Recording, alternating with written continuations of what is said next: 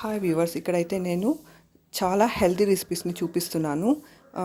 ఇవైతే తొందరగా అయిపోతుంది, ప్లస్ చేసుకోవడం కూడా ఈజీ. వెజిటేబుల్స్ యూస్ చేసి బీన్స్, క్యారెట్, ఇంకా మీ దగ్గర బఠానాలు ఏమున్నా మీ దగ్గర ఉన్న వెజిటేబుల్స్ని తీసుకొని మీల్ మేకర్ యూస్ చేసి వెజిటేబుల్ పులావ్ అయితే చేసుకోవచ్చు. ఇందులో క్యాలీఫ్లవర్ వేసుకోవచ్చు, అల్లం వెల్లుల్లి పేస్ట్, టొమాటోస్, ఆనియన్స్, పచ్చిమిర్చి అన్ని వేస్ట్ చేసుకోవచ్చు అనమాట. ఇంకా ఇక్కడ తొందరగా అయిపోయే క్యాలీఫ్లవర్ కర్రీని అయితే చూపిస్తున్నాను. క్యాలీఫ్లవర్ కర్రీ పప్పు యూస్ చేసి చేస్తున్నాను. ముందుగా పప్పుని నానబెట్టుకొని క్యాలీఫ్లవర్ని పప్పుని వేసేసి అందులోకి తగినంత పసుపు, ఉప్పు, కారం, ఇంకా ధనియాల పొడి, కొంచెం ఆయిల్ అయితే వేసేసి బాగా మిక్స్ చేసేసి దాంట్లోకి ఉడకడానికి సరిపడా వాటర్ని అయితే వేసి మూత పెట్టి ఒక 3 విజిల్ అయితే ఉడికిస్తే క్యాబేజ్ అయితే బాగా కుక్ అవుతుందన్నమాట.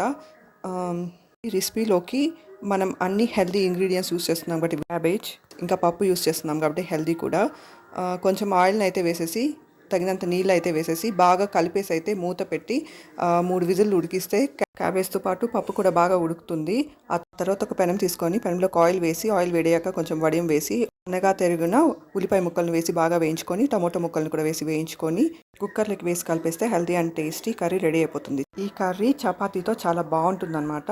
చపాతీ తిన్న తర్వాత ఇలా బటర్ మిల్క్ తీసుకున్నారంటే వేడి చేయకోకుండా ఉంటుంది. Thank you for watching.